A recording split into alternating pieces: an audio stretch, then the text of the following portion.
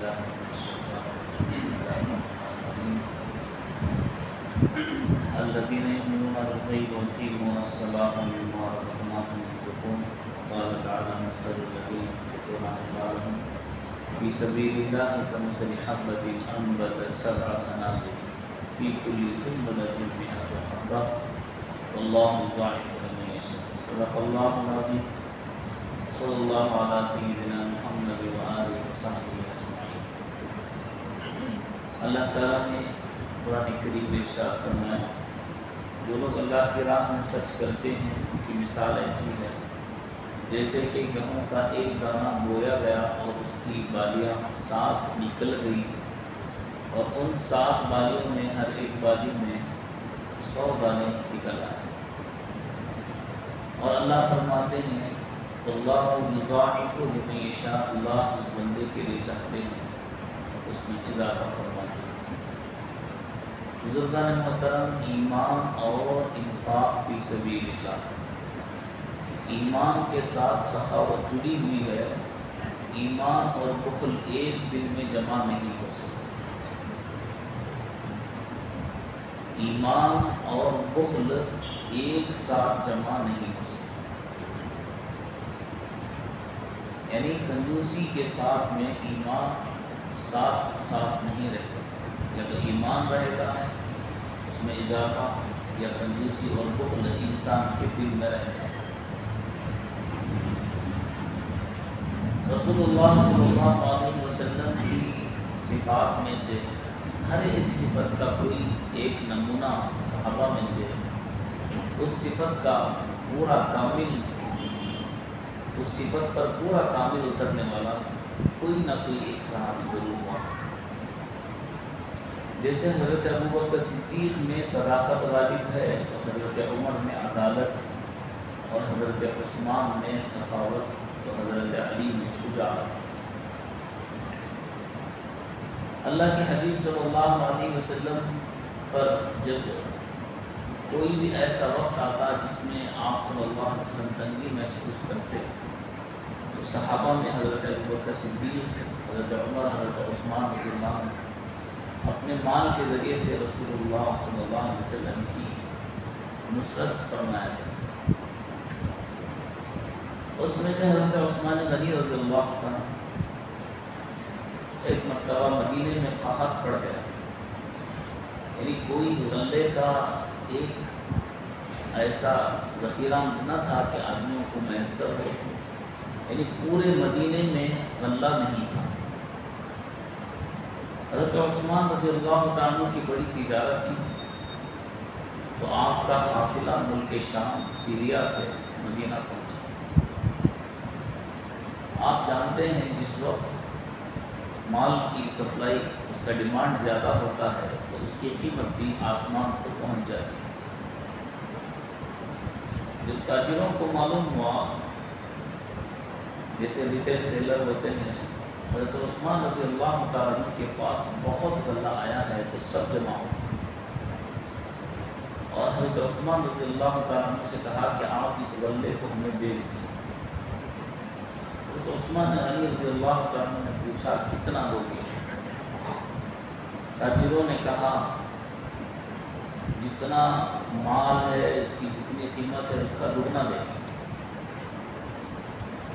حضرت عثمان رضی اللہ عنہ نے فرمایا میں نہیں بیچ سکتا. پھر تاجروں نے اور اپنی قیمت کو بڑھایا، کہا ہم اس سے اور زیادہ یعنی 3 گنا دیں گے. حضرت عثمان غنی نے کہا نہیں. تاجروں نے کہا اور بڑا کر دیں گے. حضرت عثمان غنی نے کہا نہیں. یہاں تک کہ تاجروں کو اتنی سخت حاجت اس مال کی محسوس ہو رہی تھی کہ اگر یہ غلہ ہمیں مل گیا تو ہمارے وارے نیارے ہو جائیں گے. کیا ہو جائیں گے؟ دونوں ہاتھوں میں لڈو ہو جائیں گے. یعنی آدمی اس سیزن میں اس قیمت پر خرید کر اور اچھی قیمت پر بیچ کر پیسہ کمانا چاہتا ہے. ہر آدمی اپنے فائدے کی سوچتا ہے. چنانچہ تاجر اصرار کرتے رہے، حضرت عثمان غنی رضی اللہ عنہ منع کرتے رہے، یہاں تک کہ جتنی قیمت ہے اس سے 10 گنا 10 ٹائمز اور زیادہ دینے کی انہوں نے بات کی۔ حضرت عثمان غنی رضی اللہ عنہ نے کہا نہیں، اس سے زیادہ ایک اور میرے پاس ایسا خریدنے والا ہے جو اس سے زیادہ مجھے دے گا۔ تمام مدینے کے تاجر ناراض ہو گئے کہ اس سے زیادہ تو کوئی دے بھی نہیں سکتا، اور ہے بھی نہیں کوئی ایسا تاجر جو آپ کا مال 10 گنا زیادہ قیمت پر خرید سکے۔ تو حضرت عثمان غنی رضی اللہ عنہ نے فرمایا کہ یہ سارا غلہ مدینے کے غریبوں میں مفت تقسیم کر دو، اس ایک دانے کے بدلے اللہ مجھے 700 گنا کر 700 ہے۔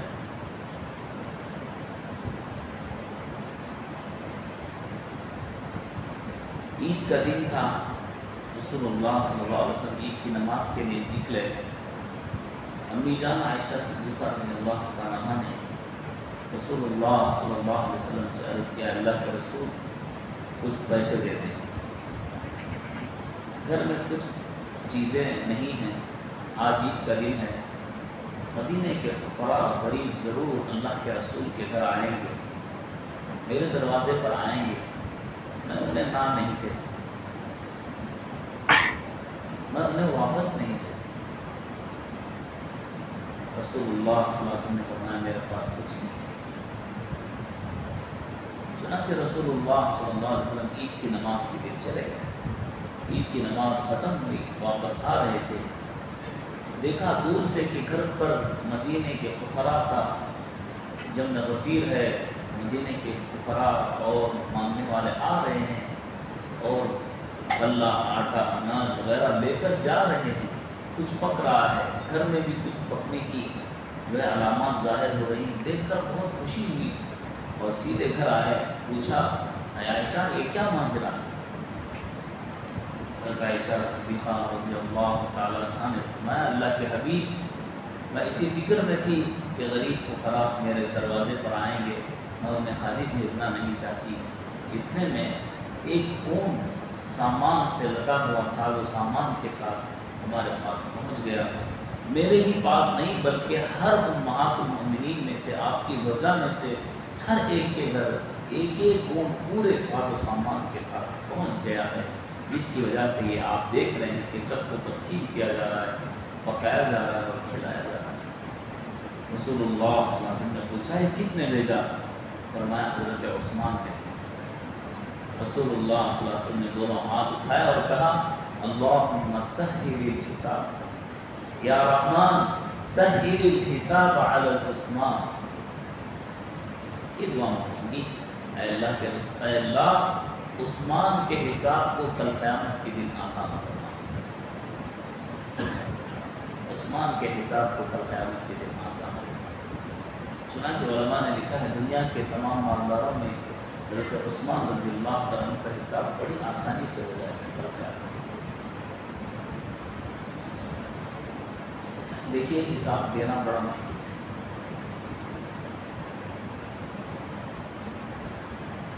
ہر آدمی کی یہ تمنا ہوتی ہے اللہ مجھے کروڑ پتی بنا دے، میں بڑا خرچ کروں گا، میں بڑا یہ کروں گا، میں بڑا وہ کروں گا۔ جب مال آئے گا تب پتہ چلے گا کہ کیا کرے گا۔ سب کی تمنا ہوتی ہے اللہ میرے مال کو بھر دے، میں دونوں ہاتھوں سے لٹاؤں گا۔ ایک استاد نے اپنے شاگردوں سے حساب لیا،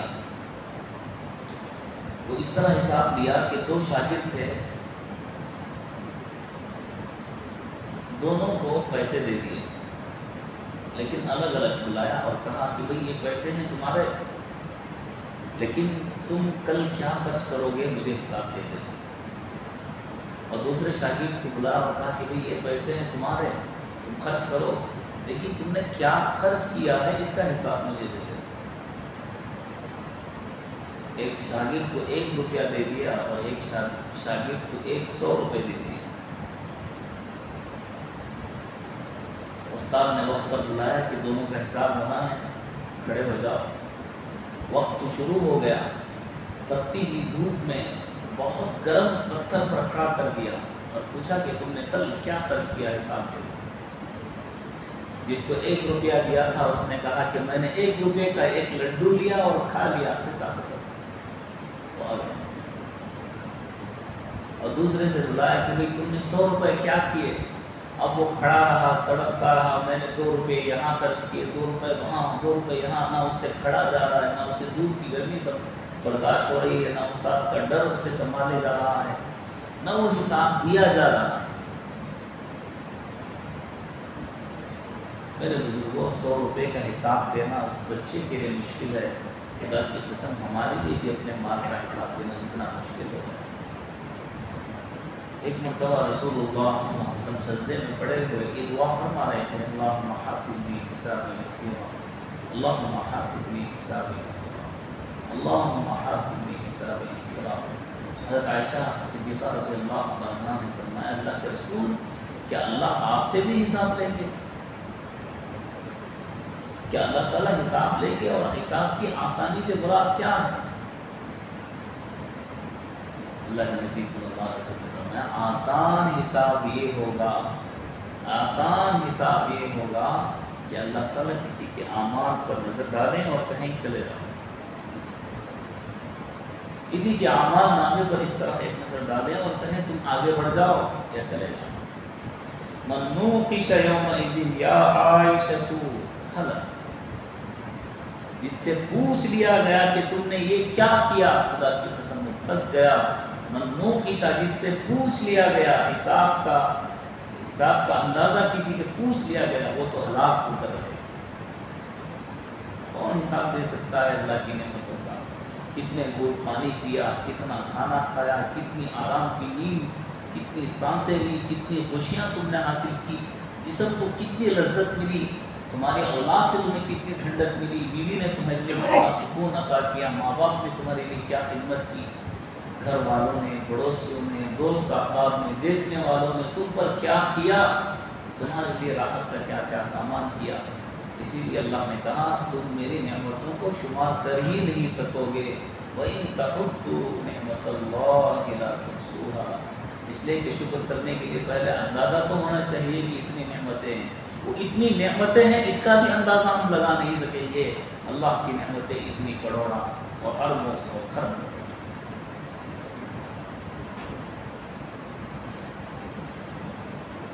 مدینہ میں پانی کی قلت تھی، لوگ پانی کے لیے بڑے پریشان تھے۔ ایک یہودی کا کنواں تھا، وہ یہودی پیسے بڑے زبردست لیتا تھا اور پانی بیچا کرتا تھا۔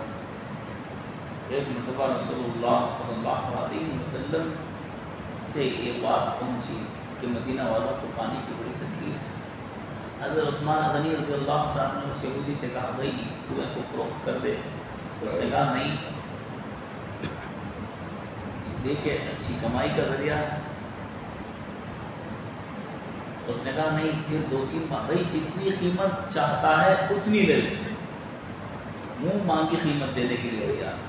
اس نے تو کہا ایک مرتبہ قیمت دے دی جائے گی، روزانہ کا انکم کا جو سورس ہے وہ ختم ہو جائے گا۔ آدمی آخرت کے بجائے دنیا کی چیزیں اور اس کے بارے میں فکر کرتا ہے۔ تو اللہ تعالیٰ مومن کو فراست بھی دیتے ہیں، وہ تجارت اور بزنس بھی کرتا ہے تو اپنی عقل مندی سے کرتا ہے۔ جتنی مومن کو اللہ نے فراست دی ہے وہ کسی غیر کو اتنی نہیں دی۔ بزنس مین ہوتا ہے، اپنے دماغ سے کام کرتا ہے۔ تو حضرت عثمان غنی رضی اللہ عنہ نے کہا ٹھیک ہے کنواں تیرا ہی رہے، ایک کام کر، آدھا کنواں مجھے فروخت کر دے، قیمت پوری لے لے۔ اب اس کے تو وارے نیارے ہو گئے، آنکھیں لال ہو گئی، ارے باپ، کنواں بھی آدھا میرا رہے گا اور قیمت بھی پوری مل جائے گی۔ تو باری لگا دی کہ آدھا کنواں میرا اور آدھا کنواں تمہارا، ایک دن پانی میں دوں گا اور ایک دن پانی تم دو گے۔ بات طے ہو گئی، قیمت دے دی گئی۔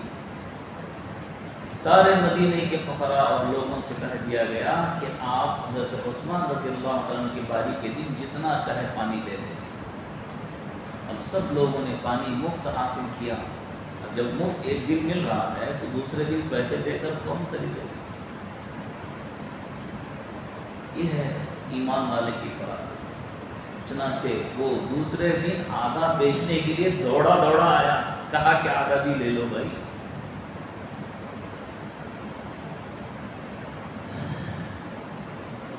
بخاری شریف کی حدیث ہے، اللہ فرماتے ہیں انفق علیک۔ آدمی کہتا ہے میرے پاس ہے کہاں خرچ کرنے کے لیے؟ بھائی خرچ کرنے سے مراد لاکھوں کروڑوں خرچ کرنے کی بات تھوڑی ہے۔ اللہ نے آپ کو 1 روپیہ دیا ہے، 10 پیسے آپ دیں، 10 روپے آپ کے پاس دیے اللہ نے، 1 روپیہ خرچ کریں، 9 حصے اپنے پاس رکھیں۔ 100 روپیہ آپ کے پاس ہے، آپ جو ہے 9 حصے رکھیں، 10واں حصہ خرچ کریں۔ 40 روپے آپ کے پاس ہیں، 1 روپیہ خرچ کریں۔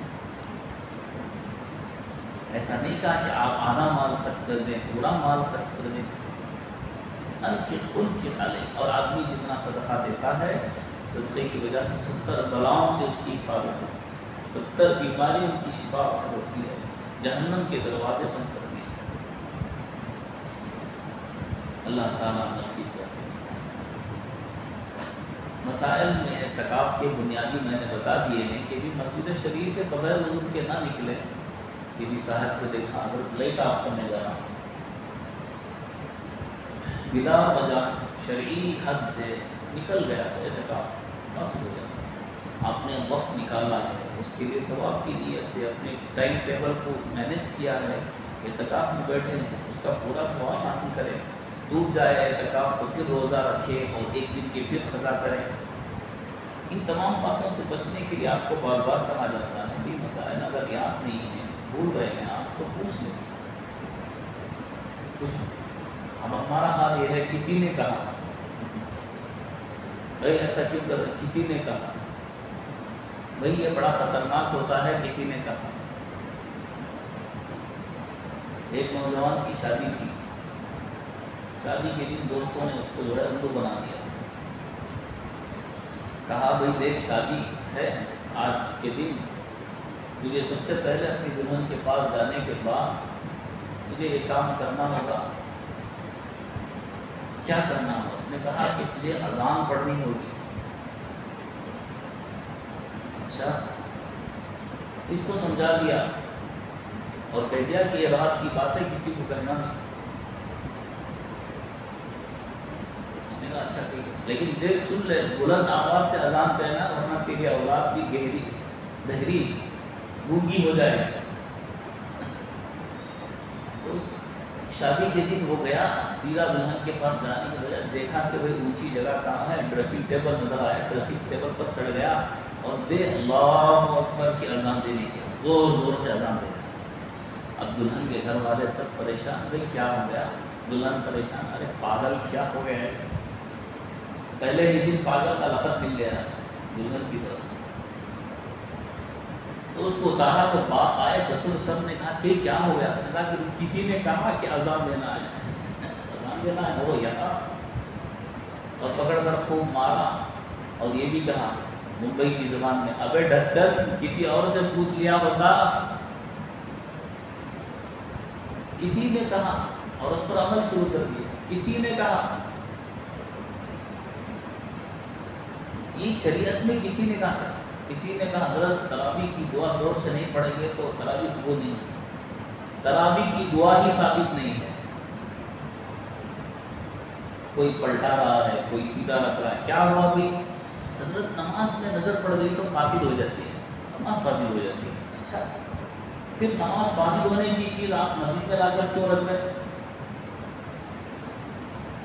نہیں حضرت دوسری نماز فاسد ہو جاتی ہے۔ اچھا، فرض نماز فاسد ہو جاتی ہے، تراویح فاسد نہیں ہوتی۔ تراویح میں اگر نماز میں نظر پڑ گئی تو جو کنڈیشنز شریعت نے اپلائی نہیں کیے ہیں اس کو اپلائی کر کے اپنے آپ کو کیوں قید میں ڈالنا؟ تو پھر دعا ثابت نہیں ہے تو کیا کریں حضرت؟ کچھ بھی کریں، ذکر کرے، سبحان اللہ پڑھے، الحمدللہ پڑھے، نہ زور سے پڑھنا ثابت ہے، نہ آہستہ پڑھنا ثابت ہے۔ ہاں ذکر کر سکتے ہیں، ہاں کوئی بھی ذکر کر سکتے ہیں، اس کی اجازت ہے، الحمدللہ پڑھیں، اللہ اکبر پڑھیں، سبحان ذی الملک والملکوت یہ پڑھنا چاہتے ہیں پڑھیں، اجازت ہے۔ بعض لوگ زور سے پڑھنے کو کہتے ہیں، مائک میں اتنی آواز ہوتی ہے اللہ کی پناہ، کانوں میں اگر پیچھے کبھی کھڑنے کا موقع ہو جائے، کانوں کا بوجھ اتنا ہوتا ہے، تب بھی لوگ کہتے ہیں حضرت آواز نہیں آ رہی، اپنی ساؤنڈ کو، اپنی آواز کو تھوڑا آگے بڑھاؤ۔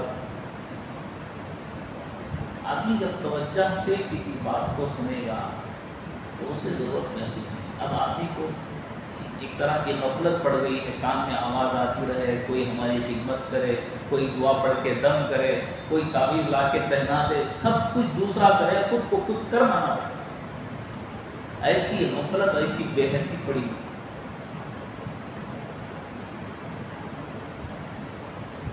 تھوڑا دین سیکھنے کے لیے ہمیں بھی کچھ محنت کرنی ہوگی، مشقت کرنی ہوگی، تھوڑا مسائل سیکھنے ہوں گے، کسی کے سامنے چھوٹا بننا ہوگا مسائل سیکھنے کے۔ تو دین جو ہے محنت اور مشقت کے بعد آتا ہے۔ یہاں تک کہ علماء کہتے ہیں 10 من عقل ہو تو 1 من علم حاصل ہوگا، 10 من عقل ہو تو 1 من علم حاصل ہوگا۔ بعض نے کہا 1 سیر علم حاصل کرنے کے لیے 10 من عقل کی ضرورت ہے۔ الغرض شب قدر کی تلاش ہے، لوگ اعتکاف میں بیٹھے ہیں، اس کی کوشش کر رہے ہیں، اللہ سب کو شب قدر نصیب فرمائے۔ 1000 مہینوں سے بہتر رات ہے، اس کی تلاش ہے۔ آخری عشرے میں رسول اللہ صلی اللہ علیہ وسلم نے بہت محنت کی، عبادت کی، اللہ سب کو توفیق دے۔